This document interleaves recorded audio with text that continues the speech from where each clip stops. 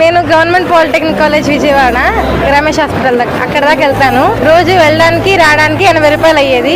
80 రూపాయలు మిగలడం ద్వారా నాకు చాలా ఆనందంగా ఉంది. 80 రూపాయలు అంటే నెలకి 2400 కదా, అలా మిగలడం వల్ల మా డాడీకి కూడా చాలా ఆనందంగా ఉంది. పేదరికంలో ఉన్న వాళ్ళకి ఇప్పుడు ఒక రోజు బస్సులు ఎక్కడానికి డబ్బులు ఉంటాయి లేకపోవచ్చు, అలాంటి వాళ్ళకి ఇది మంచి అవకాశంగా ఆయన పెట్టాడు.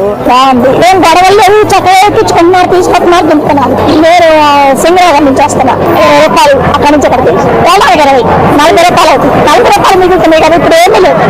జాగ్రత్తగా తీసుకొని జాగ్రత్తగా దింపారు. రేట్లో కూడా ఎవరిని ఉండదు అంటున్నారు. చక్కగా అందరినీ లోపల చక్కగా సీట్లు ఉంటున్నాయి. చక్కగా నేను పొద్దున ప్రయాణం చేసా, ఇప్పుడు ప్రయాణం చేశాను. బాగుంది, హ్యాపీగా ఉంది. చాలా సంతోషంగా ఉంది సార్. ఇలా కడతాం మూలంగా మాకు కూడా డబ్బులు సేవ్ అయినట్టు ఉంటాయి కదా సార్. ఎందుకంటే రోజు జాబ్లకి వెళ్ళే వాళ్ళకి ఛార్జీ డబ్బులు అవుతానే ఉంటాయి. ఇలా అయితే ఉపయోగం ఉంది కదా సార్.